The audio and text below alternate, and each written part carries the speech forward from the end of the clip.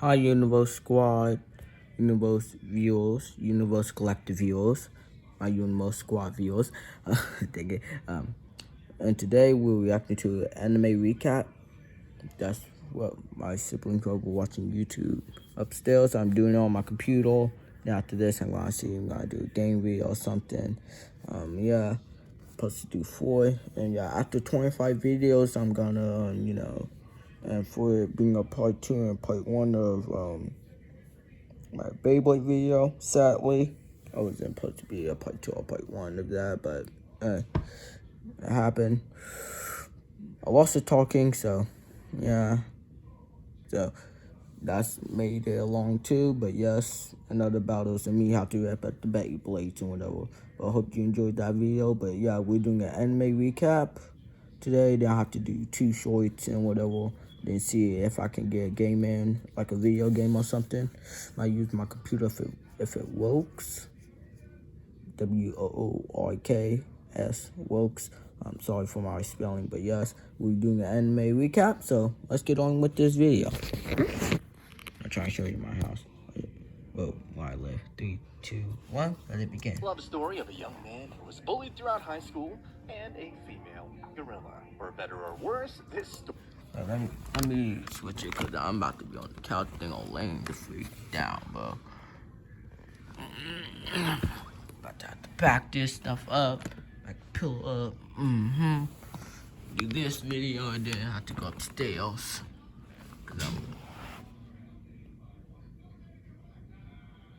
Heck no, I'm gonna have to do this video real quick. I didn't like that. Story begins. I'm just kidding, guys. Hope this not copyright A Japanese high claim school or something. student named Seiichi Hiragi is our protagonist. He's fat, ugly, and short. Damn. The story also wants you to know that our protagonist is smelly because, well, it's relevant. Anyway, so Seiichi is living his life as a high school 16 student. minutes and 24 seconds. That's what Yeah. life must be like for him. He gets bullied, mocked, ostracized, and downright neglected. It's hard not to feel some sense of sympathy for this protagonist.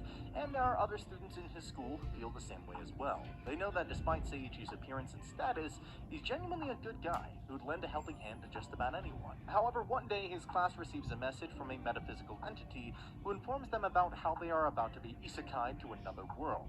So they'll have to pair up with each other because the voice says so. Which is why the stats and basic abilities of all the students start showing up on a blue screen. So considering this and other things, they all start choosing their partners. As you can expect, I would definitely be Seiichi's friend. I don't know, but I feel like for me, I feel like I might want to be his friend and be everybody else's because how mean they was, maybe. I don't know. Stats.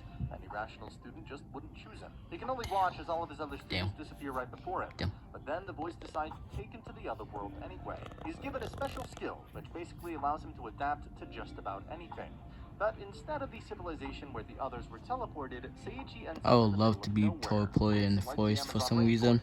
Just a massive jungle where it's him and the animals. Seiichi soon finds a fruit which tastes disgusting, and no, it's not a devil fruit. What we have here is the fruit of evolution. Eating this fruit somehow causes a change to happen in his body. Definitely. Some body fat and a robotic voice tells him about how the fruit he ate basically helps things evolve. Yes. So he continues to find ways to survive. Sometimes he... Hey, I won't use it except for if I'm reacting to it. I'm not trying to get copyrighted, okay? That would be really bad. That's why I'm doing a video of reacting. He steals food and this fruit from the animals. Sometimes he does something else, but before he knew it, he had lost most of his body fat. I do the same thing with Sunday. That's my system for questioning. This way of life continues for over 5 months, during which he never comes across another human. And then one day, a rare reddish-pink gorilla shows up. Things look like they could go wrong because this gorilla is moving into a final boss. But Seiichi's physical appearance and demeanor impress her so much that she instantly falls in love with him. You heard that right? This female gorilla is now in love with our protagonist. Interesting. Seiichi is rather reserved because he doesn't really swing that way. However, oh, heck nah, her as she starts doing housewife things for him. She takes care of things, washes his clothes. That's how you know she has the human intellect. When he tries to escape, she finds him and brings him back. Intelligence. She's basically his wife, and so from this point Basically, forward, we'll be she's addressing his her by wife, her real name, which is Saria. These Sorry, easygoing days continue until one day when he tries to escape again, only to then come across a certain cave, which Saria had warned him about. It is Don't here go that there. Seiichi Oh realizes yeah, you that there's go there more like than a one boss freaking level idiot as the enemy in this protagonist that forest. you freaking Inside the on. cave was an undead knight. First, he's surprised by Seiichi's entrance. He didn't know there were any humans out here in the forest, but then that surprise turns to contempt as the knight prepares himself to kill our protagonist. And it was definitely strong enough to do so. Seiichi's life was in danger, but right at the critical point when a sword strike is going to end him, Saria shows up right between the strike and Seiichi and ends up taking the sword instead. Until this point, Seiichi wasn't really as serious about Saria as she was. But seeing her basically give her life to save him was eye-opening. Tears start flowing out of his eyes as he realizes just how ungrateful he's been of Saria. Let's question this. Make out the plot. No matter what happens, make out is gonna live except for if they're not supposed to be or just beginning Her person. soul fades away, and the sadness turns into anger as Seiichi braces himself to stop the undead knight. And using a little bit of this and that, he somehow manages to win. He kills the undead knight and hence in turn also ends up freeing the man's soul. Following this battle, Seiichi shares a few moments with Saria's soul. They both tear up, and as a display of their love for each other, they share a kiss. But fate works in mysterious ways, because the moment he kisses Saria, she evolves into a glorious girl with radiant red hair, just lying there in all her naked glory. Congratulations! Your gorilla has evolved into an anime waifu, and just like how Saria evolved, Your gorilla, your wife, your gorilla wife became an anime wife. I'm sorry. I'm sorry, but look at him. Look how she's like, oh my gosh. Like, that's all he's like, that's all you have to do. He evolves as well. Over the past 5 or so months, he has had plenty of subtle Pokemon. evolutions. He was already good looking, but now with this one, Seiichi turns into a tall, handsome, and fit young man. His physical appearance has done a 180 compared to where he was before. 180. Now handsome. Hey, I think the guy who knew that he was gonna be alone just put him in the forest on purpose, making him have to survive, actually got, well, he will actually see her in the future. I feel like he knew that. Seiichi's about to share a pleasant moment with Saria when a sheep-like mascot character pops up out of nowhere and reveals himself to be the administrator of this dungeon. He gives Saria a beautiful white dress and Seiichi a helmet, which will later reveal itself to be a robe because, well, magic, and then teleports them outside of this forest. Their journey together had only just begun. As for Seiichi's classmates from back in school, they're doing well, I guess, in the sense that they're being actively trained. As for Seiichi, and then Seiichi a helmet, which will later reveal itself to be a robe because, well, magic, and then teleports them outside of this forest. Their journey together had only just begun. As for Seiichi's classmates from back in school, they're doing well, I guess, in the sense that they're being actively trained, but unlike what they may have expected in the beginning, this seems more like... Hey, Seiichi's got the good end of the stick. Hey, get to chill all day. Hey. Good anime waifu wife. Hey, I get to chill all day. In the forest, can make a house or whatever, have kids. Hey, y'all have to fight forever. I feel like he's got a good end of the stick. Physical training class. Where was the fun, the effort, and the adventure? They all wonder. Their goal is to defeat the Demon Lord, so why isn't the man, if y'all don't train, y'all gonna die. reality of their training matching that vibe? By the way, a few students seem genuinely concerned about Seiichi. Little do they know that their loser buddy has already gotten married. Going back to gotten married. they travel to the land. They didn't even get no steps. Seiichi's helmet turns into a robe like it was supposed to. Soon enough, they arrive at the royal capital. Sorry, I'm using one of my hands because one my right hand holds. In doing so, they will also get official IDs.